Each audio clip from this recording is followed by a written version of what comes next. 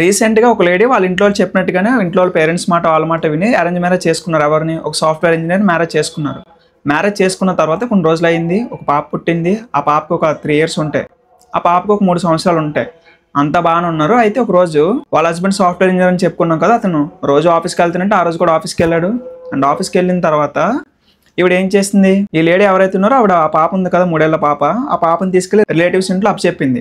అప్పచెప్పి తర్వాత వచ్చి తీసుకెళ్తానని చెప్పి టైం సాయంకాలం అయిపోతుంది, ఇంకా రాలేదు. పాపని అక్కడ పెట్టేసింది. వాళ్ళ హస్బెండ్ ఎవరైతే ఉన్నారో అతను ఆఫీస్కి వెళ్ళిపోయాడు. ఆ పాప ఎవరైతే ఉందో ఆ పాపని రిలేటివ్స్ ఇంట్లో పెట్టేసింది. ఆ చిన్న పాపని రిలేటివ్స్కి అప్పచెప్పేసి మళ్ళీ వచ్చి తీసుకెళ్తానని చెప్పింది కదా! చెప్పి ఇంటికి వెళ్ళిపోయింది. ఇంటికి వెళ్ళిపోయిన తర్వాత సాయంకాలం అవుతుంది, ఇంకా రావట్లేదు. పాపని తీసుకెళ్ళడానికి ఎవరు రావట్లేదు. ఈ లోపే ఇలా ఆఫీస్కి వెళ్ళిన హస్బెండ్ ఎవరైతే ఉన్నారో అతను రిటర్న్ వచ్చాడు. రిటర్న్ వచ్చి పాప దగ్గరికి వెళ్ళాడు. రిలేటివ్స్ దగ్గరికి వెళ్ళి పాప ఇక్కడ ఉండిపోయిందంటే పాపను రిసీవ్ చేసుకున్నాడు. పాపను రిసీవ్ చేసుకుని ఇంటికి వచ్చి డోర్ కొడుతుంటే ఆవిడ డోర్ తీయట్లేదు. ఏంటి డోర్ తీయట్లేదు అని చెప్పి డౌట్ వచ్చి డోర్ పగలగొట్టి చూస్తే ఆవిడ ఫ్యాన్కి హ్యాంగింగ్ చేసుకుని ఉన్నారు ఆవిడ. అసలు ఈవిడ పాపని రిలేటివ్స్ ఇంట్లో ఎందుకు పెట్టేసింది అండ్ అలాగే ఇంట్లో ఎందుకు హ్యాంగింగ్ చేసుకుంది, అలాగే ఇన్సిడెంట్ మొత్తం ఎక్కడ జరిగింది, ఈ డీటెయిల్స్ అన్ని కూడా ఈ వీడియోలో నేను క్లియర్గా ఎక్స్ప్లెయిన్ చేస్తాను. వీడియోని అయితే ఎండ్ వరకు చూసేయండి. అలాగే లైక్ కొట్టడం మర్చిపోకండి. ఈ ఇన్సిడెంట్ మొత్తం జరిగింది ఎక్కడో కాదు, మన తెలంగాణలో సంగారెడ్డి డిస్ట్రిక్ట్లో జరిగింది. ఈ లేడీ ఎవరైతే ఉన్నారో ఆవిడ ఇంట్లో వాళ్ళ దగ్గర పెరిగారనమాట. అండ్ పెరిగిన తర్వాత అండ్ ఇలా పెరుగుతున్నప్పుడు ఒక ఏజ్ వచ్చిన తర్వాత ఇంట్లో మ్యారేజ్ చేయాలనుకుంటారు కదా. అండ్ మ్యారేజ్ చేసే టైంకి ఆవిడ కూడా ఇంట్లో చెప్పినట్టుగానే అరేంజ్ మ్యారేజ్ చేసుకున్నారు ఆవిడ. అరేంజ్ మ్యారేజ్ ఎవరిని చేశారు? సాఫ్ట్వేర్ ఇంజనీర్ మ్యారేజ్ చేశారు. మ్యారేజ్ చేసిన తర్వాత బాగానే ఉన్నారు. ఒక పాప పుట్టింది, ఒక 3 ఇయర్స్ పాప. ఇలా చిన్న ఫ్యామిలీ మొత్తం చాలా హ్యాపీగా ఉన్నారు. ఒక రోజు ఏమైందంటే వాళ్ళ హస్బెండ్ ఎవరైతే ఉన్నారో అతను ఆఫీస్కి బయలుదేరారు. సాఫ్ట్వేర్ ఇంజనీర్ కదా, అతనికి లంచ్ బాక్స్ అన్ని కూడా ప్రిపేర్ చేసింది ఇవిడ. ప్రిపేర్ చేసిన తర్వాత అతను లంచ్ బాక్స్ అవి తీసుకొని ఆఫీస్కి వెళ్ళిపోయాడు. ఆఫీస్కి వెళ్ళిపోయిన తర్వాత ఈవిడ ఏం చేసింది? ఇంట్లో ఉన్నది కదా ఖాళీగా.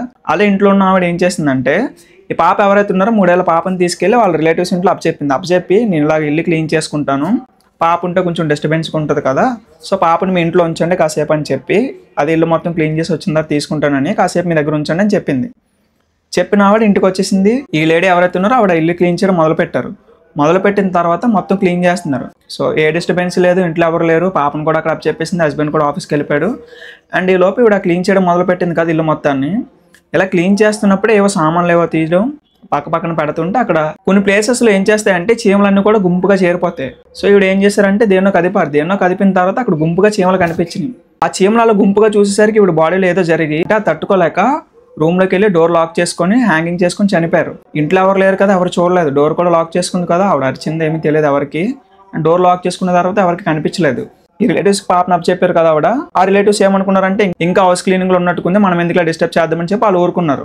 ఈ లోపు ఆఫీస్ టైం అయిపోయి హస్బెండ్ తిరిగి వచ్చారు. హస్బెండ్ ఎవరైతే ఉన్నారో అతను ఆ పాపను తీసుకొని ఇంటికి తీసుకెళ్లాడు. ఇంటికి వెళ్ళిన తర్వాత డోర్ కొడుతుంటే రావట్లేదు ఆవిడ. చాలాసేపు డోర్ కొట్టాడు, ఒక 5 మినిట్స్ 10 మినిట్స్ డోర్ కొడుతుంటే రావట్లేదు ఏంటని చెప్పి డోర్ పగలగొట్టాడు. చుట్టుపక్కల పిలిచి డోర్ అది పగల కొడితే ఆవిడ లోపల హ్యాంగింగ్ చేసుకొని ఉంది. అండ్ ఈ లోపు ఏమైందో కంగారు పడితే చుట్టూ ఎతికారు, ఏమీ లేదు. అయితే పోలీసులు కాల్ చేశారు, పోలీసులు వచ్చారు. అండ్ అక్కడ వెతికిన తర్వాత ఒక లెటర్ దొరికింది. ఆవిడ చనిపోక ముందు రాసిన లెటర్ అది. ఆ లెటర్లో ఏముందంటే, నేను ఇలాగ ఈ చీమల బాధ పడలేకపోతున్నాను, ఈ చీమలు నేను తట్టుకోలేకపోతున్నాను, ఈ చీమలతో బతకడం నా వల్ల కాదు, అందుకే నేను చనిపోతున్నాను, మన పాప ఎవరైతే ఉందో 3 ఏళ్ల పాప జాగ్రత్తగా చూసుకోండి పాపనని చెప్పి ఆవిడ లెటర్లో రాసి చనిపోయారు. అయినా మనం అనుకుంటాం కానీ చీమలకి చనిపోవడం ఏంటని చెప్పి, ఇది చాలా మందికి ఏంటంటే చాలా ఫోబియాస్ ఉంటాయి అనమాట. ఒకరికి బల్లిని చూస్తే భయం, ఒకరికి పురుగుని చూస్తే భయం, ఒకరికి పాముని చూస్తే భయం, ఒకరికి కుక్కను చూస్తే భయం, ఒకరికి వాటర్ చూస్తే భయం. ఇలా చాలా రకాలు ఉంటాయి ఫోబియాస్లో. కొంతమంది దీన్ని తట్టుకోగలుగుతారు, ఎందుకంటే కొంతమందికి లో లెవెల్లో ఉంటుంది, కొంతమందికి ఏంటంటే హై లెవెల్లో ఉంటుంది కదా ఈ ఫోబియా అనేది. వాళ్ళు ఏంటంటే దీన్ని అసలు తట్టుకోలేరు. ఇలాంటివి చూసినప్పుడు ఏంటంటే వాళ్ళ మైండ్ అనేది చాలా డిస్టర్బ్ అయిపోద్ది. అండ్ అలాంటప్పుడు అప్పుడే ఇలాంటి డెసిషన్స్ తీసుకుంటారు అనమాట. ఎవరికైనా ఏదైనా ఫోబియా ఎక్కువ ఉందంటే వాళ్ళని కొంచెం జాగ్రత్తగా చూసుకుంటుండండి. వాళ్ళకి ఏదైతే నచ్చదు ఎక్కువగా అలాంటి ప్లేసెస్కి వాళ్ళని తీసుకెళ్ళడం, అలాంటి వాళ్ళకి చూపించడం, ఇలాంటివి మాత్రం అసలు చేయకండి. మీరు ఎవరికైనా సరే ఇలాంటి ఫోబియాస్ ఉంటే కింద కామెంట్ చేయండి. అండ్ అలాగే వీటికి సొల్యూషన్స్ ఏంటో కూడా మీకు తెలిస్తే కింద కామెంట్ చేయండి, ఎందుకంటే ఎవరికొరకు యూజ్ అవుతుంది కదా.